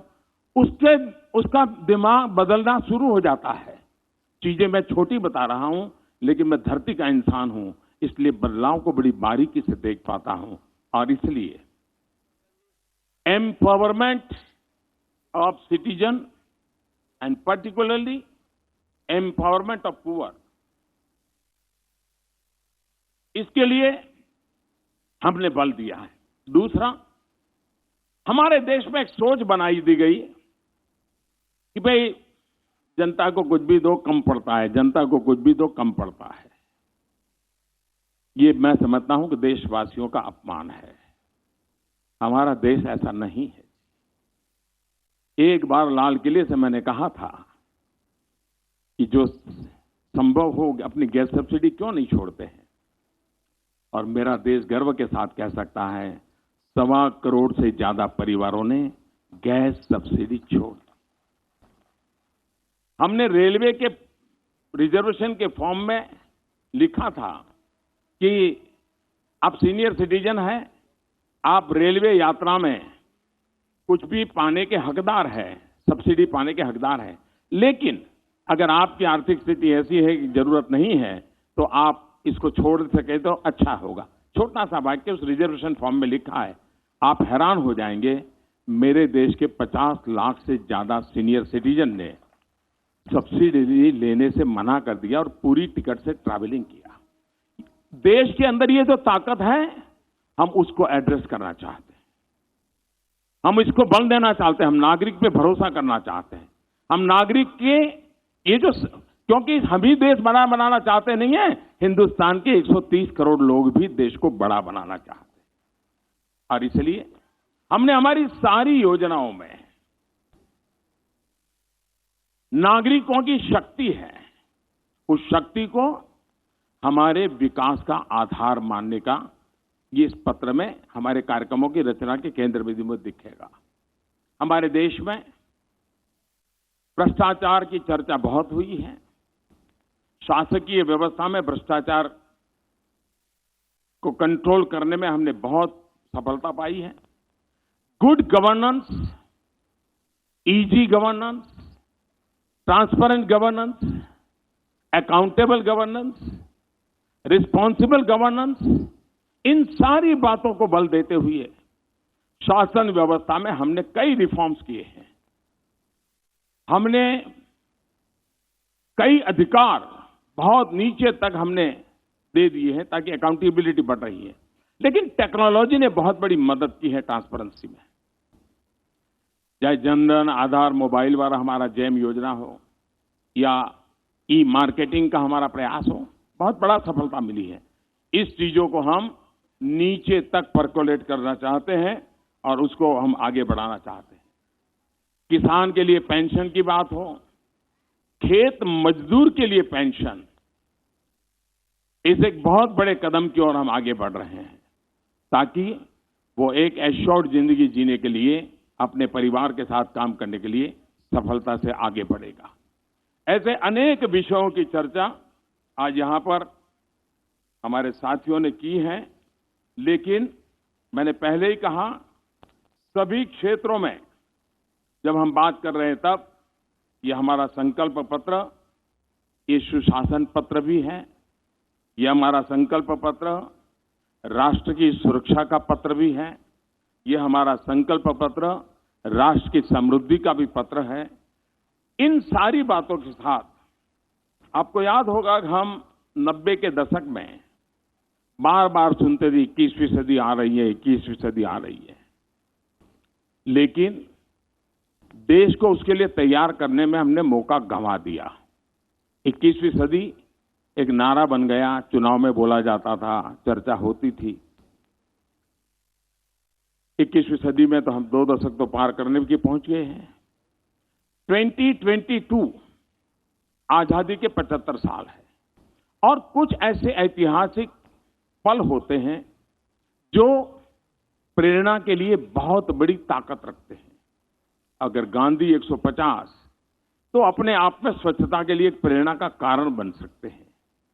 आजादी के 75 साल प्रेरणा का कारण बन सकते हैं। अब हम सुनते हैं कि 21वीं सदी एशिया की सदी है। अगर 21वीं सदी एशिया की सदी है तो भारत उसको लीड करे या न करे, करना चाहिए कि नहीं कर चाहिए, कर सकते हैं या नहीं कर सकते हैं, हमारा संकल्प पत्र है। हम संकल्प के साथ चलते हैं कि जब हिंदुस्तान की आजादी के 100 साल होंगे, 2047 आजादी के 100 साल हो, तब देश डेवलपिंग कंट्री से डेवलप कंट्री की ऊंचाई को कैसे पार करे। और ऐसी बहुत सी बातें हैं, बहुत सी बातें कह सकते हैं हम, लेकिन मैं 2047 की ओर नहीं ले जा रहा हूं आपको, लेकिन 2047 का जो मजबूत फाउंडेशन है 2019 से 24 में रखना होगा। 2019 के 24 के मजबूत फाउंडेशन के आधार पर ही 2047 आजादी के 100 साल देश और वो हिंदुस्तान के हर नागरिक का सपना बने, एक मास मूवमेंट बने। हमें देश को वहां ले जाना है और एक बार ये हम मिजाज पैदा कर देते हैं। हमने घोषणा पत्र में, संकल्प पत्र में इस बात का इशारा किया है, विस्तार नहीं किया है, लेकिन हमने जो विस्तार किया है वो इन 5 सालों के लिए किया है। और उसमें हमने 2022 आजादी के 75 साल को देश के सामने हमने अपने आप को कटघरे में खड़े कर करके अकाउंटेबिलिटी के लिए प्रस्तुत किया है। ये अपने आप में एक बहुत बड़ा हमारा निर्णय है और हमने किया है। देश भ्रष्टाचार को सहने को तैयार नहीं है। कानून नियमों की व्यवस्थाएं हो, हमारा अप्रोच हो और हम ईमानदारी को बल देते हुए, ईमानदारी की प्रतिष्ठा को बढ़ाते हुए भ्रष्टाचार से मुक्ति की दिशा में जाना चाहते हैं। हमने देखा होगा कि 19वीं शताब्दी में हमारे देश में जो सामाजिक बुराइयां आई थी, बहुत बड़ी मात्रा में बुराइयों ने समाज को जकड़ लिया था। उस समय के नेतृत्व ने, एक तरफ आजादी का जंग चल रहा था, लेकिन 19वीं शताब्दी में ज्यादातर सामाजिक सुधार के अभियान हुए। बड़ी हिम्मत के साथ हमारे देश के अनेक महापुरुष निकले और उन्होंने किया। आज समय की मांग है कि हमारी खास करके राजनीतिक व्यवस्था में, शासकीय व्यवस्था में जो बुराइयां घर कर गई है, 19वीं शताब्दी में सामाजिक बुराइयों के खिलाफ जिस प्रकार से एक जन चेतना का आंदोलन चला, आने वाले दिनों में इन एक निश्चित फ्रेमवर्क की व्यवस्थाओं के भीतर इस प्रकार की जो बुराइयां घुस गई हैं, उसके खिलाफ कदम भी लेने हैं, नीतियां भी बनानी है, निर्णय भी करने हैं, लेकिन जन सामान्य का दबाव भी बढ़ाना है, एक जन आंदोलन भी करना है, सुधार के संकल्प की ओर जाना है और उस दिशा में भी एक सकारात्मक विचारों को लेकर के हम देश को आगे ले जाने की दिशा प्रयास करते हैं। गांव, गरीब, किसान हमारे इस केंद्र में है।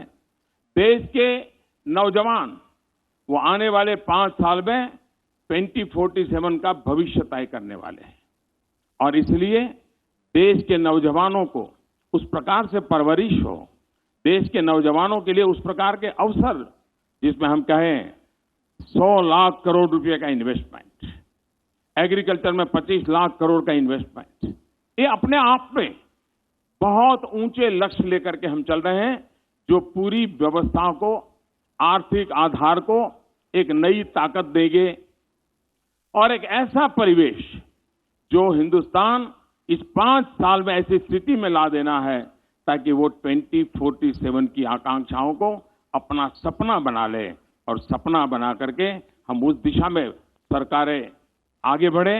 उस बात को लेकर के एक फाउंडेशन का काम भी हम इसके साथ साथ करेंगे। आकांक्षाओं को पूर्ण करने का सपना लेकर के हम आगे बढ़ रहे हैं। मैं फिर एक बार इस संकल्प पत्र की रचना में जिस टीम ने काम किया है उनका अभिनंदन करता हूं। मैं बारीकी में छोटे छोटे प्रोग्राम की रचना में नहीं गया हूं। एक मूलतः राष्ट्र को आगे 5 साल में किस दिशा में जाना चाहिए, बैक ऑफ द माइंड मेरे मन में क्या विचार रहते हैं, उसको मैंने अभिव्यक्त करने का प्रयास किया है। मैं फिर एक बार आप सबने जो कुछ भी सहयोग दिया है उसके लिए आपका धन्यवाद करते हुए मेरी वाणी को विराम देता हूं। धन्यवाद।